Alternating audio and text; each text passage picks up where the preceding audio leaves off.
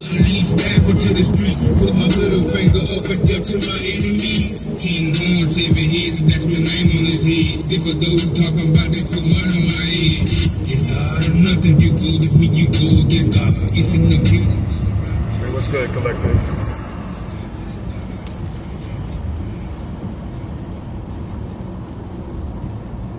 Yeah, man. It's like the third time I tried to record a video. And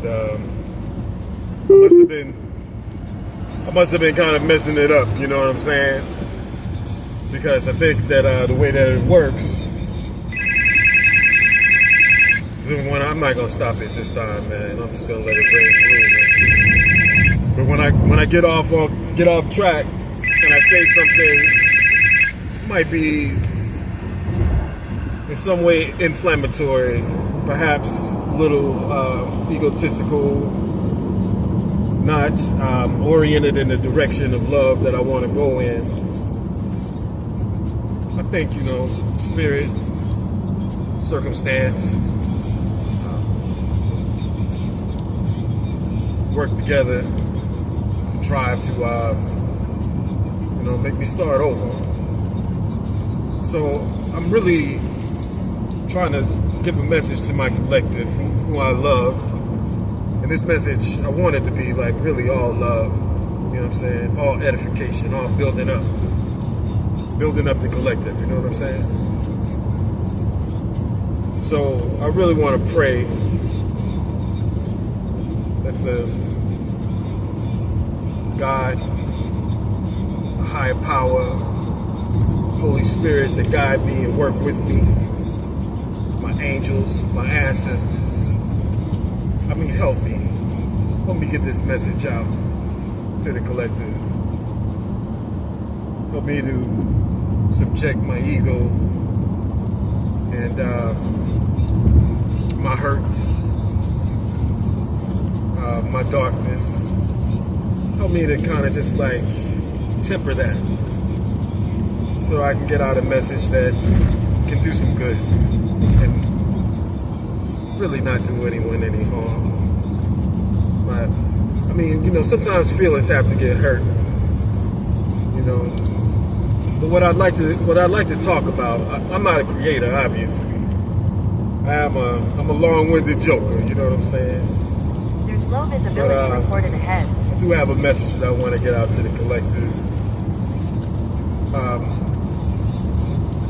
Because if you guys are like me, and if you're my collective, I believe you are, you might have had experience some of the same things that I experienced. You know what I'm saying? And if you went through what I went through, or if you're going through it now, or if you have yet to go through it, and this message finds you at the time when you need to know that you're not alone, and understand, like some of the things that have happened to you, some of the things that you're going through, and some of the things that are gonna come to pass. It's good to have someone on your side, you know what I'm saying? Someone that you know has been through it with you, and that you're not alone. It's like that. It's like that narcissist empath dynamic. You know what I'm saying? The relationship that I'm talking about is the type that can isolate you, turn, who you consider to be your family. You know what I'm saying? They're not your soul tribe, or maybe they are. Your friends might turn them against you. And if you've been isolated like There's that, low visibility reported ahead. then it could likely be a machination, you know what I'm saying, a scheme, a plot from someone that you think that you love, you know what I'm saying? And if you're my collective, then you full of love. You're full of love for real. It's not a fake thing. It's not a fantasy. You know what I'm saying? It's not misguided. It's the love that comes from your heart. You know what I'm saying? Towards another person. And I suppose like the way I hear it described sometimes, maybe it could be a coworker. Maybe it could be a family member. But for me, I experienced some cunning treatment from a significant other, a romantic relationship. I mean, I lived with my girlfriend for 6 years. There's low visibility reported ahead. And about 10 and a half months ago, I guess, about a year ago, I was discarded, like in a way that kind of like a narcissistic person does such things. In a way that's cold, cruel, hurtful. And it's just the beginning.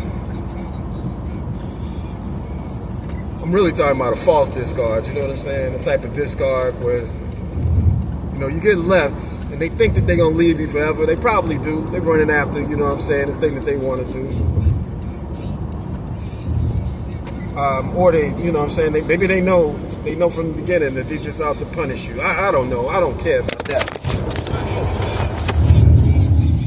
My bad. I don't care about that, man. I don't care about other people's intentions, you know what I'm saying? I'm just talking about my intentions. My intentions are always good, mainly always good, you know what I'm saying? But I mean, one thing is for sure, and you my collective, you can relate. And we ain't deserve that type of treatment. We ain't deserve that at all. For the true and the pure love, you know what I'm saying, that we cast out, you know what I'm saying, and we extend to someone that we know to care about, we know how to care for. We didn't deserve that. But that's okay. That's okay. The reason I wanted to put this message out, it's like I said, it's the third time I tried to send a message out. The first time was just like a couple days ago, and where I live, it was the first day that I really saw like the blooms lighting up on the trees, you know what I'm saying? It's like springtime, you know what I'm saying? Promising time of year, hopeful. It was so beautiful.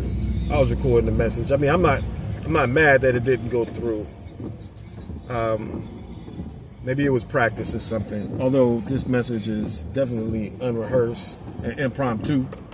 But the point is,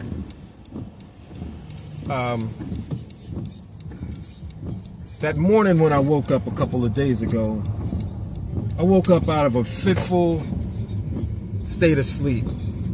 I had been dreaming, and it's not like the dream was a nightmare or it stressed me out. I mean, it was definitely a lot going on as far as just like the downloads into my psyche in the dream state.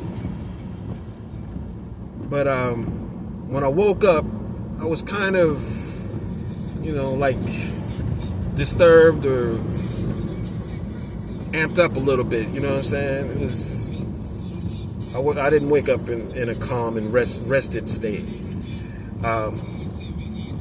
But almost immediately following that agitation, I noticed a sense of clarity. Clarity and purpose, kind of like a resolution. And it was like Spirit was giving me a message that deserved to be shared. And the theme of this message had to do with blessings and curses. Maybe I should say curses and blessings, because as I experience this sense of clarity, I think the agitation had to do with the theme of it was what had occurred to me about 10 and a half months ago, that catastrophic discard of my relationship, and what came after that. I'm not going to try to get into a situation where I'm talking about people, I'm casting blames. I mean, Lord knows I'm not perfect. I'm human. You know what I'm saying? To err is human. It's like, it's almost the definition of human that we make errors. But this is something that I wanted to definitely make sure that I included. When you my collective, we are not perfect. We are humans. But we want to be good people. We want to be better people. We know that we're not perfect. But we might understand that perfection is a process. As a matter of fact, perfection is the process of becoming more perfect. I remember I came up with something. I realized something at some point when I think I was reading the Bible or something, and I had a revelation. It was like, the word good in the Bible, the term good is better than perfect, really. Good is better than perfect. And this really good means perfect. But in our English vernacular, the way that we use the word good, like with our schooling system and all of that, write an essay paper and your teacher puts good at the top of the paper. You know what I'm saying? That seems like it's a little bit worse than if she had put very good on the paper, on the top of the paper as a grade, written in red pen or marker or whatever. But if somebody on that paper had their score, the teacher scored their essay perfect, we would think that was somehow different than good or very good. My point is this. In the Bible, when the word good is used, we don't make those distinctions between good and perfect. I mean, if something could be described as perfect, maybe it would be the presence and the reality of God. God would be perfect. God is good. I'm pretty sure it's where the word good comes from. God is good.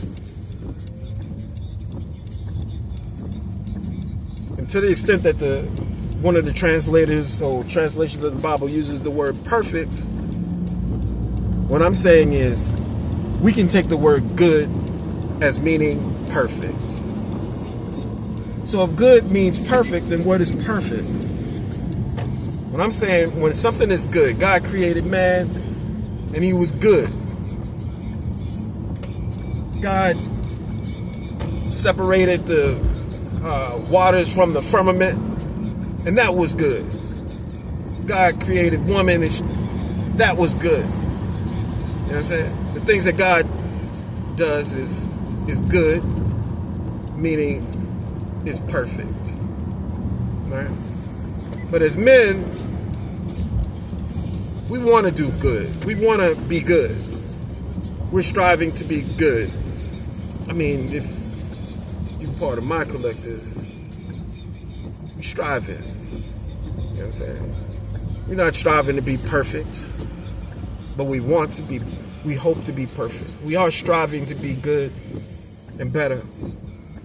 But it's going to be God that perfects us, God in time. Because the word perfect means complete. The word perfect means complete. So when we accomplish a task, maybe we have completed that task.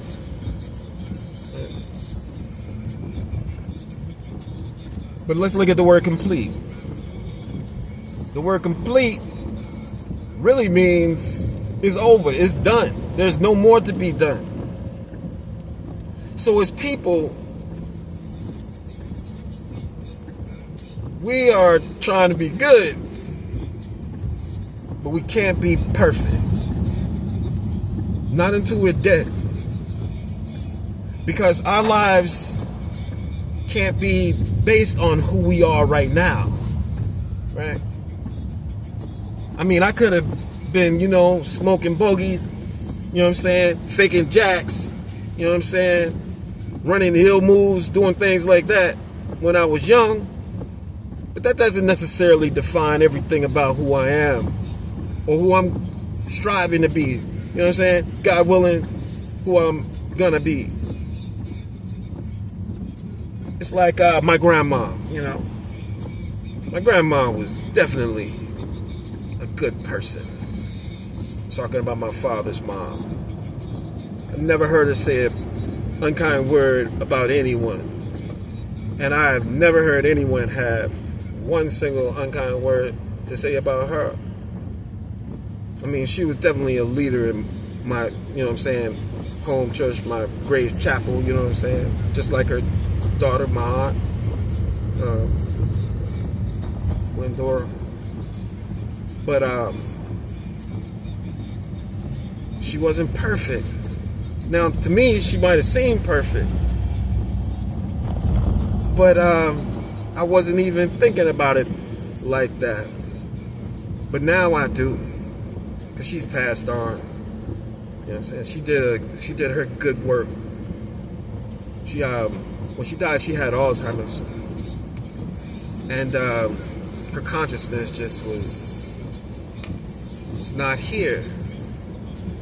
And even then, I knew that she was interceding in heaven on my behalf, for my sake, and for the sake of her family, for the sake of those that she loved. And now, she's long past. I know she is. As far as what I know, my intuition, my spirit tells me that she's definitely part of my spirit team. That she's with God right now, interceding for my sake, on my behalf. And what I'm saying is, when you can look back at a person's life, and I don't know my grandma's whole life, but whatever I know about it, I mean, I ask questions, you know what I'm saying, to the people that I can, the people that knew her. I know her brothers, I know her life mission, I know some of her accomplishments. I know about that Mississippi mud cake, and, you know what I'm saying, how she gave me one of my only birthday parties in my life, you know what I'm saying, those type of things. A retirement party, when she retired from the factory that she worked at for so many years. Anyway, the point is, when I look back at her life, and it is complete. There's no more left to be accomplished on the earth as far as the consideration of my grandmother's life. It's complete, and it is perfect. She was perfected. It's like death has to reach before the process of perfection can occur. And that's the only time, as humans, we can't judge anyway. You know what I'm saying? We know we're not perfect. But I mean, I have to say that it's just like one of my fondest hopes that when my work is done, and I plan to work as long as God can use me, you know what I'm saying? But when my labors are done, I hope not to have, just lazed it off, you know what I'm saying? Blew it off. Dealing with my own petty issues and my, concerns. I'd like very much for God to say to me one day, well done, my good and my faithful servant. And I mean, it'd be even better if he said, well done, my good and faithful, hardworking servant. I mean, you did the damn thing, boy. You know what I'm saying? I love you. And at no point would I consider myself in my life as being perfect, but I know that God can purify me and perfect me. So when it comes to casting aspersions, you know what I'm saying, blaming someone else for my misfortune, pointing fingers and laying blame. I mean, my story is not a isolated experience, you know? So I need to sometimes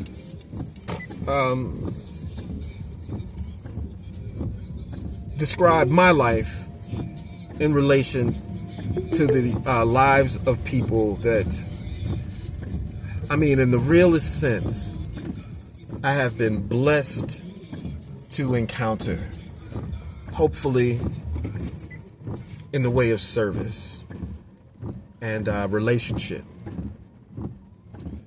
But I'll tell you, as far as that's concerned, man, I only wish that I was good. So what I'm getting at is the concept of curse and blessings. And as it seems that